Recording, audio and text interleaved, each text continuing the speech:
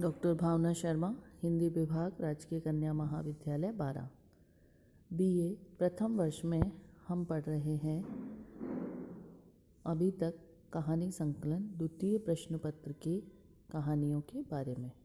इससे पूर्व में अपन ने दुलाई वाला, बंग महिला की दुलाई वाली, प्रेमचंद जी की शतरंज के खिलाड़ी, इन कहानियों को पढ़ा। अब अपन पढ़ेंगे और एक कहानी और जयशंकर प्रसाद जी की मधुआ। इन कहानियों का अध्ययन हमने पिछली कक्षाओं में किया था। अब उसी क्रम में अपन आगे बढ़ेंगे जैनेन्द्र कुमार जी की खेल। जैनेन्द्र कुमार जी की कहानी शुरू करने से पूर्व मैं आपको उनका एक सामान्य जीवन परिचय देना चाहती हूँ कि इनका जन्म कब हुआ, इन्होंने कौन कौन सी कहानियाँ लिखी, क्या क्या, ये सारा उससे पूर्व में जान लेना आवश्यक है।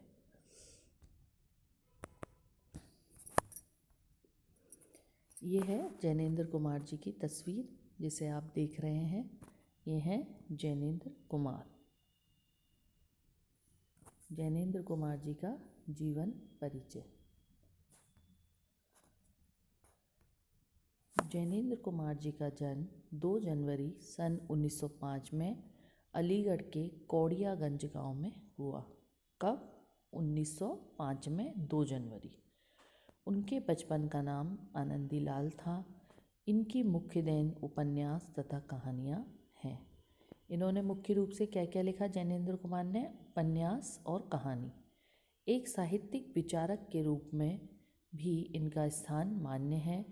इनके जन्म के 2 वर्ष पश्चात इनके पिता की मृत्यु हो गई थी। इनकी माता एवं मामा ने इनका पालन पोषण किया। मामा ने हस्तिनापुर में एक गुरुकुल की स्थापना की थी। वहीं जैनेन्द्र की प्रारंभिक शिक्षा दीक्षा हुई। उनका नामकरण भी इसी संस्था में हुआ। किस जगह? हस्तिनापुर में। उनका जन्म 2 जनवरी 1905 अलीगढ़, और उनकी प्रारंभिक शिक्षा हस्तिनापुर के गुरुकुल में हुई। उनका घर का नाम आनंदीलाल था। सन 1912 में उन्होंने गुरुकुल छोड़ दिया और प्राइवेट रूप में मैट्रिक परीक्षा में बैठने की तैयारी के लिए वह बिजनौर आ गए। 1919 में उन्होंने यह परीक्षा बिजनौर से न देकर पंजाब से उत्तीर्ण की। जैनेन्द्र की उच्च शिक्षा काशी हिंदू विश्वविद्यालय में हुई। 1921 में उन्होंने विश्वविद्यालय की पढ़ाई छोड़ दी और कांग्रेस के असहयोग आंदोलन में भाग लेने के उद्देश्य से दिल्ली आ गए।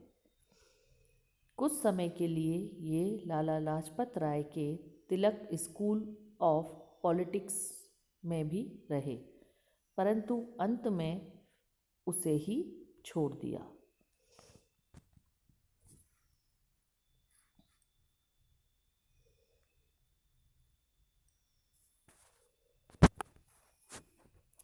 सन 1921 से 23 के बीच जैनेन्द्र ने अपनी माता जी की सहायता से व्यापार किया, जिसमें इन्हें सफलता भी मिली, परंतु सन 23 में वे नागपुर चले गए और वहां राजनीतिक पत्रों में संवाददाता के रूप में कार्य करने लगे।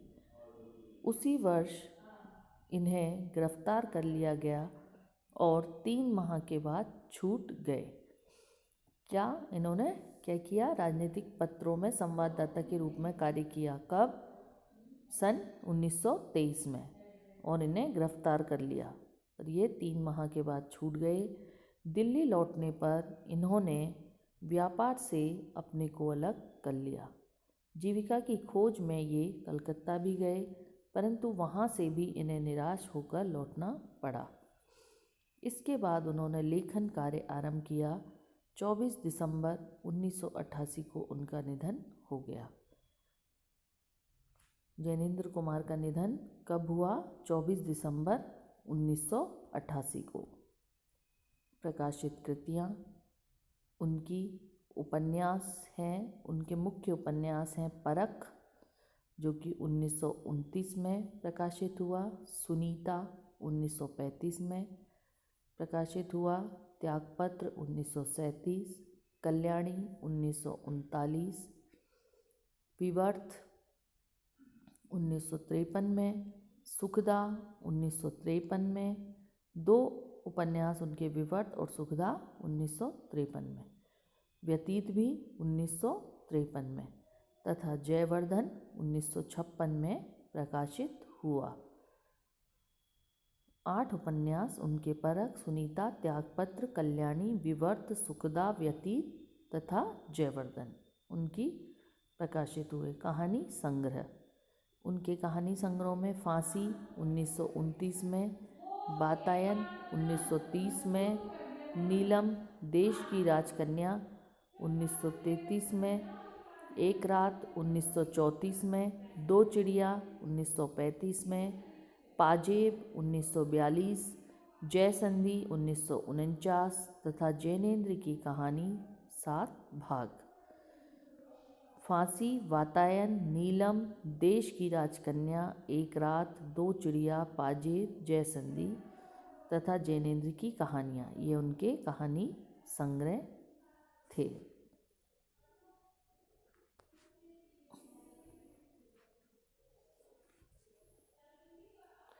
कहानी संग्रह मैंने आपको बताए, उनके ये थे फांसी, वातायन, नीलम, देश की राजकन्या, एक रात, चिड़िया, बाजेब, जयसंधि और जैनेन्द्र की कहानियाँ।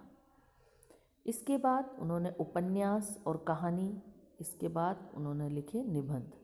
निबंध संग्रह में है प्रस्तुत प्रश्न, जो कि 1936 में लिखा, जड़ की बात 1945, पूर्वोदय 1951, साहित्य का श्रेय और प्रेय, ये 1953 में, मंथन 1953 में, सोच विचार 1953, काम, प्रेम और परिवार, ये भी 1953 में, और ये और वे 1954 में।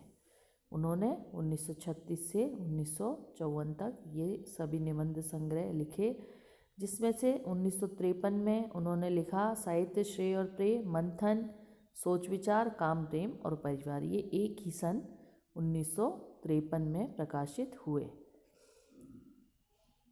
अनुदित ग्रंथ, अनुदित ग्रंथ कौन से, जिसका एक भाषा से दूसरी भाषा में अनुवाद किया जाए उसे अनुदित ग्रंथ कहा जाता है।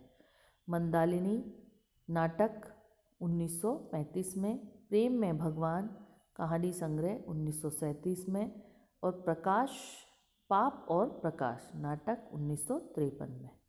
सहलेखन तपोभूमि उपन्यास ऋषभ चरण जैन के साथ 1932 में इन्होंने किया। सहलेखन यानी कि किसी के साथ लिखना, इसमें उनका था तपोभूमि उपन्यास, जो ऋषभ चरण जैन के साथ उन्होंने 1932 में लिखा। संपादित ग्रंथ साहित्य चयन निबंध संग्रह 1951 तथा विचार वल्लरी निबंध संग्रह 1952, ये उनके संपादित ग्रंथ हैं। सहायक ग्रंथ जैनेन्द्र साहित्य और समीक्षा, राम रतन भटनागर, ये सभी उनके संपादित ग्रंथ हैं जिनका उन्होंने संपादन किया। साहित्य चयन और विचार वल्लरी।